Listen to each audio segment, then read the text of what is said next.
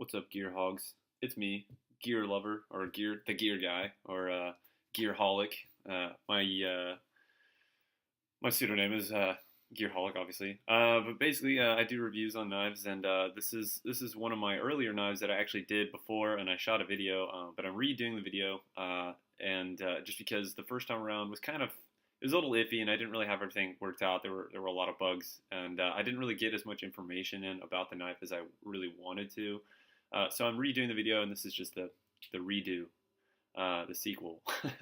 And so I'm going to go ahead and begin. I'll be doing the review today on the Cold Steel. It's the Cold Steel Micro Recon 1, which is an awesome knife, or Cold Steel Recon 1 Micro. Either way you want to take that. It's a really great knife. The overall length on it is 4.375 inches. The blade length from the top to bottom is actually 2 inches with a cutting surface of only 1.75 inches. The blade thickness is .10, and then the actual blade shape is more of a drop point. They do have a Tonto version, and I want to say there's another version out there, but I've only seen the Tonto and this drop point. I know the older brother models, which is part of the Recon line, comes in 3 different models, and I don't know if Cold Steel has actually made a Bowie or clip point style of this blade yet, but I do know that those 2 other versions exist, the Tonto and this drop point, which is cool.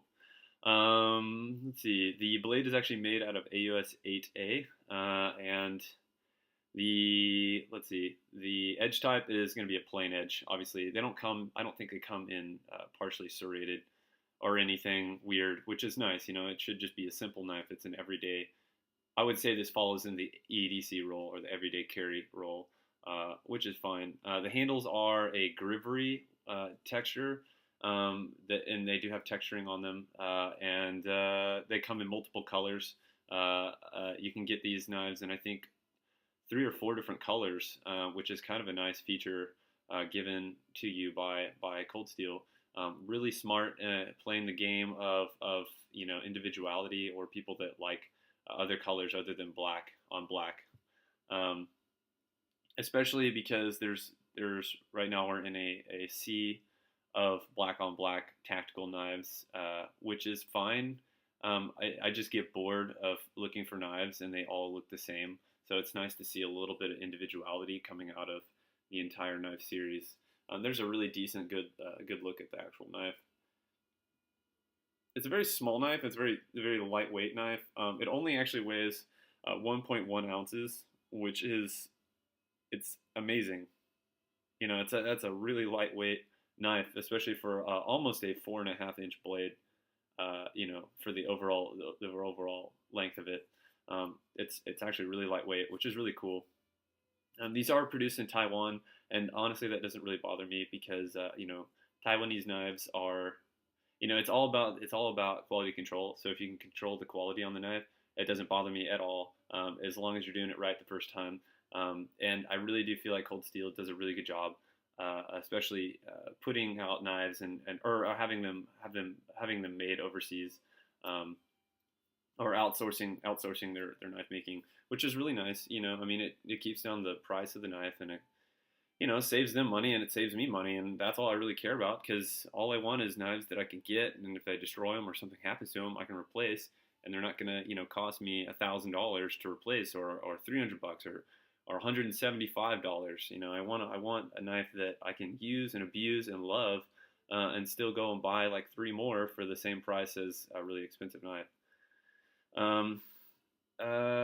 Let's see. It is a lockback design. It has a triad lock, or what the Cold Steel calls the triad lock. The very efficient lock. The Cold Steel series has really capitalized on their triad lock. I think it's one of the more innovative locks that has come in the recent years. It's kind of piggybacking on obviously the lockback design, but it's a little different because it's way sturdier, and supposedly it precludes lock failure on any knife or any lockback knife that has this feature in it, and I think that's absolutely amazing. I think it's really nice to see a company like Cold Steel to think through You know, people, especially people like me, I personally prefer a lockback design because it's so much sturdier, in my opinion. And you know, it just it's nice to see somebody try to reinvent the wheel a little bit, and it came out very successful. It's a very round wheel, so that's nice. The overall handle length is actually 2.65 inches, and I was going to talk a little bit about the grivery on this. Grivery is actually so. Grivery is it's a faux G10. They call it a faux G10 or a fake G10 handle on the actual piece, which is fine. You know, that doesn't really bother me. Grivery is actually a thermoplastic. It's more along the lines of the nylon family, and that's fine. That suits me perfectly for what I use my knives for. I have actually dropped this knife by accident when I was getting out of my pocket, and it did not chip or anything happen to it. It did land like right here. Yeah, I don't think there's no damage to this knife when I dropped it at all, and that was by accident. And the handles didn't break or anything, which is really nice. So I know that the knife is really durable. And honestly, even when I'm trying to flex it right now, I mean, there's just almost no give in that knife. I had to like really pinch it together to get it to actually bend at all. So I know that these handles are really solid and they really hold the knife in. There is no stainless steel liner in this knife, so it is stainless steel free, which means or it's purely it's kind of like the SOG knives where they don't have any stainless steel liner. They're just relying on the actual handle scales themselves to hold the knife in without stainless steel. And that's fine. It saves weight and it saves all those ounces. That 1.1 ounce, it really comes into play within the handles. And all the mechanics and everything are all held in also by the nylon, which is nice. But yeah, that are the handles, the G10 handles, the faux G10 handles. The actual texturing on it, I think they could have gone a little bit more aggressive with the texturing on the actual knife. It does grip, you know, just not as much as I would like it to. So that's fine, but you know, you get what you get, and you know, it's not a big deal. It's not a bad deal. I still really like the knife, and it's not a breaking point for me. It just could be more aggressive, and I'm sure there's people out there that are more physically inclined to actually make these handle scales more aggressive. I personally I don't care that much, you know. The grand total that I think I paid for this knife was actually $15. I think I've seen other places online they sell them for 25, almost upwards of the $30 range, which I think is absolutely ridiculous. But I think those prices are kind of coming down as more and more people get them. And Cold Steel kind of floods the market with these. I think the price really drops down on them. I got this one for $15. I think it was right around $20 for shipping and handling and everything. So I didn't really pay a whole lot for this knife. And the cool thing was I wanted to get a knife that obviously was different from the black on black scales. And this knife is actually really cool because I like the acid green or whatever you want to call those handles, that almost that neon green handle scale is really cool. The zombie green, or whatever you guys want to call it, apocalypse green. I just think it's really cool, and all the other colors are really neat. I think they have like an orange and a blue or something like that. I don't know all the colors right off my head, but I know that they offer more colors, and I think that's really smart. And Cold Steel, good job, man. I really like it when companies step out of the game and they really they really start looking at what people really want in their knives, especially in colors. And I think it's really great to have individuality in the sea of black on black or tactical knives these days. If you want black on black, that's good. You know, it's great and it's there. But I personally, I get tired of seeing black on black knives or tactical colored knives. It just gets old, and sometimes I want something refreshing, and they're really doing it right. You know, with a nice color splash going on here. I would like to see you guys actually do more colors. I want to see every color of the rainbow. Go ahead and mix it up and do funky colors. So that being said, though, basically I really do enjoy the knife itself. I really do feel like it fits into a whole new category of actual like small survival knife roll. I do have a Doug Ritter. It's the Doug Ritter. What do they call this thing? Oh man, the RSK MK5. This thing is really cool. I've had this thing for a while. I have used it. Sorry, I forgot the name.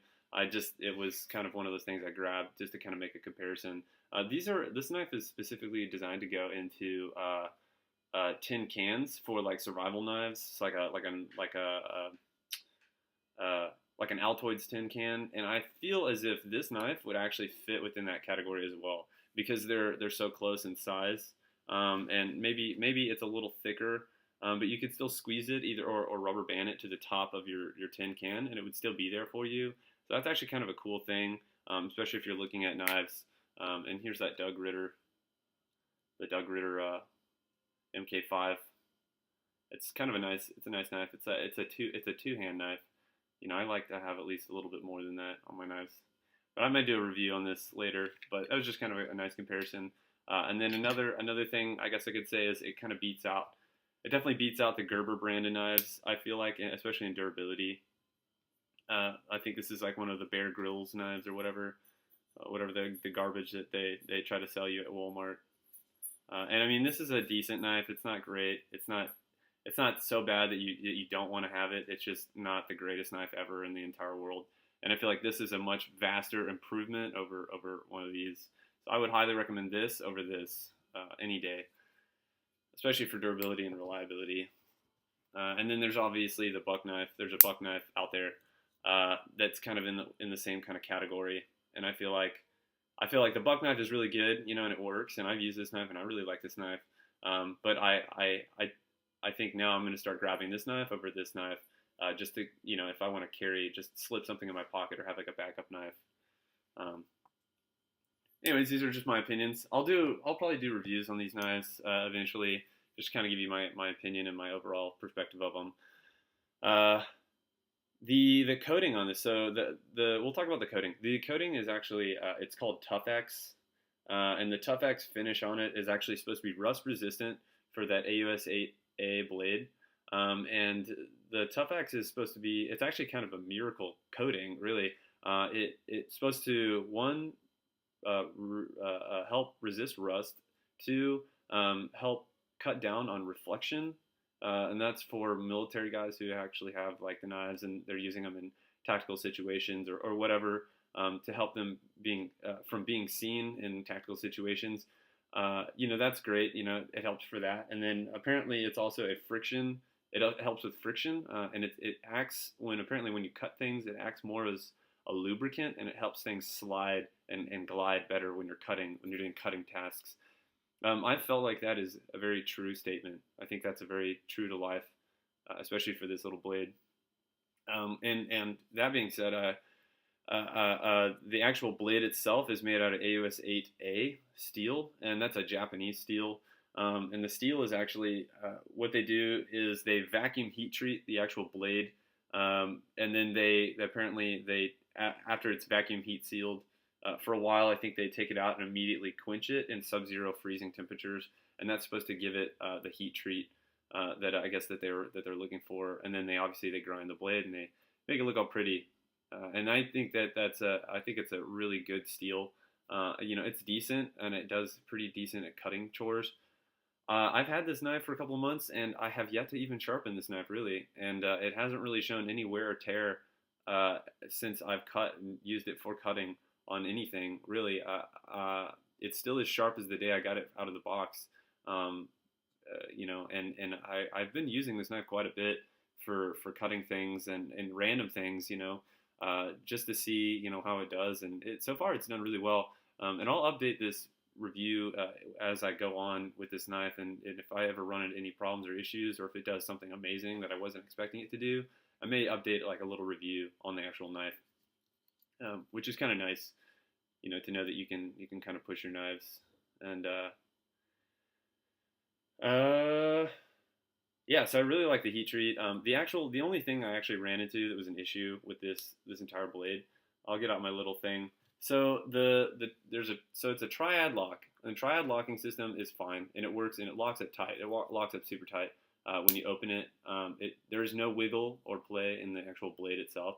When I first got this lock, or when I first got the knife, I had to depress the lock with two thumbs, and it's not because I'm not strong. It's because the locking mechanism was super stiff, and it has nothing to do. And I took it apart, and it has nothing to do with the lock bar or the actual spring that holds the lock. What it had to do with was whenever I opened up the knife, the pin, the top of the lock bar came down, and it locks itself into place. Well, it's also resting on a secondary bar, which is this thing right here. It's a secondary bar that goes through. Somehow during the manufacturing process, which is pretty much unavoidable, the front of this lock bar got covered in Tough X. There was an excessive amount of Tough X on the tip of this. And what was happening was when it came down on top of this bar right here, it was getting stuck onto the bar. And so every time I tried to depress the lock, it would stick because of the Tough X coating onto the bar. And I could not depress the lock with one finger. I had to use two thumbs, and I was worried that I had a broken or a lemon knife. But once I took it apart and I figured out what the issue was, I basically went in with some sandpaper and I sanded off the surface right here, and it works a lot better now. And since you can kind of see there's a little bit left that I couldn't get with the sandpaper, which is fine, but it doesn't get in the way, so it's not a big deal for me. So just that one thing to keep in mind when you're getting these knives is if they have a hard time opening them at first, you may need to take them apart and sand off that surface. And if you guys want more information, or if you want me to shoot a video on how I actually did that, let me know and I can do that.